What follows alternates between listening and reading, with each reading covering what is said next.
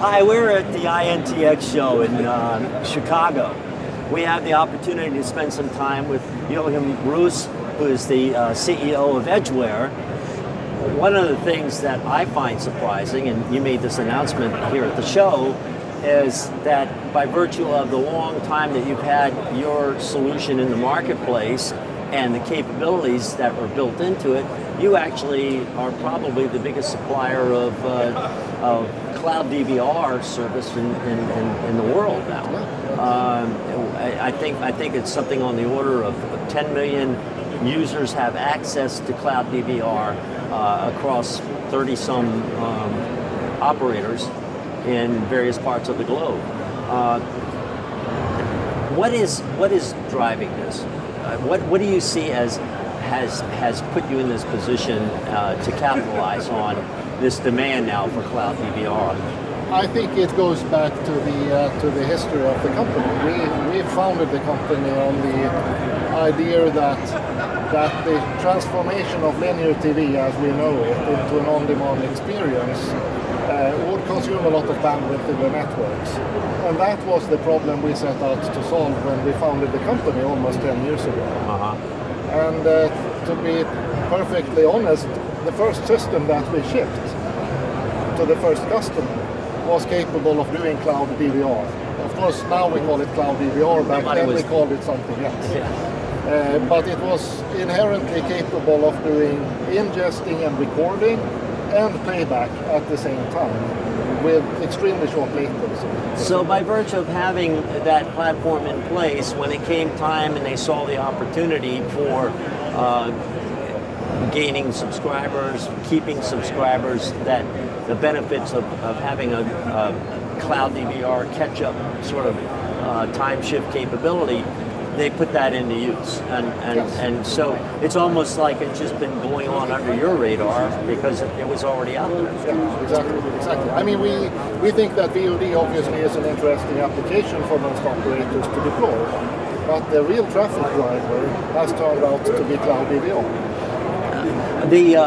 One of the things in the press release referred to your customer KPN, the Dutch telecom, as having increased its subscriber base by a substantial number since it launched its first cloud DVR service back in 2011. I think, yeah. So, is your feeling out there based on the feedback from your customers that, and this is really important for this market, which is just getting its feet wet with cloud DVR, that it has an impact in terms of subscriber retention and adding new subscribers? It absolutely has, and I think that's one of the differentiations that an operator can provide in relation to, for instance, the new OTT providers who come to this market. Because most OTT providers, they come with certain packages containing VOD content. But the real challenge is to provide, the bridge between an on-demand, linear and an on-demand consumption of, for instance, locally produced broadcast content. I guess one of the distinguishing factors too in what you do is that while you've long been identified as supplying a private CDN multi protocol delivery system and caching system, you also are doing it from the core, and so you're using a hierarchical approach for time shift and for other things that allow you to basically use the resources in a very flexible, dynamic way across the entire ecosystem. How important has that been as a distinction? Because I don't know many other people that are doing it. I think it has been very important that it's been built in day one. I mean, the ability to actually record, not just in one central location, but to do it in a hierarchical manner. Because that allows us to build a scalable system for that service. It's not so hard to do it if you do it small scale, but to do it really scalable for millions of subscribers, then it's not so easy anymore. Especially if you couple it with requirements to reduce latency, for instance, because you want to be able to watch on demand, but very close to the point of ingress. But if you convert everything to VOD content, then it's of course, then that is a looser requirement, I would say. but then the service is not as compelling. Yeah, yeah. And of course, the OTT guys have a limited amount of stuff that's available in any event, so the service provider just adds a dimension to what their advantage already is. And they operate in a local market where they very often have a good relationship with the local broadcasters and other people who have locally produced content. Yeah. So let's talk a little bit about what else is being done with your platform. Obviously, it's suited for the TV everywhere. I see up here you've got some other things noted. Why don't you describe to us some very important aspect that, or I would say a pain point for the operators, especially here in North America in the cable space, is how to approach the transformation from delivered video into IP delivered, or ultimately into an all IP delivered video experience.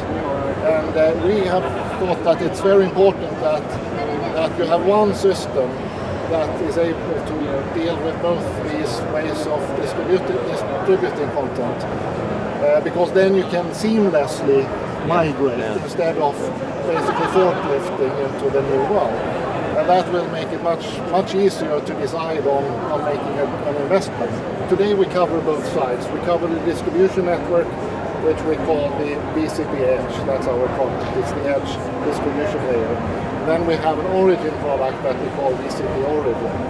And by having both these products, there are actually things that we can do to allow operators to build very scalable solutions, to scale out the origin farm into the edge, and to move seamlessly capacity from the central locations onto the edge. So as that IP stream builds and the usage volume builds, then you can move it out as you need to. Exactly, and the reason for doing that is, of course, to build a much more scalable system. That doesn't require you to upgrade or even forklift your permanent network infrastructure before you can deal with the traffic volumes that are foreseen. To be everywhere, you need to have a toolbox with a set of tools that enable you to do that. Yeah. It's not just to say that, okay, I have a central streaming site here, and of course, in theory, I can stream everywhere from that site. But it's not practical and it's not economical to do that in many cases. So you need a technology that allows you to inject, to stream video from different locations, also in a so-called TV Everywhere application. And we have that because we cover both these areas that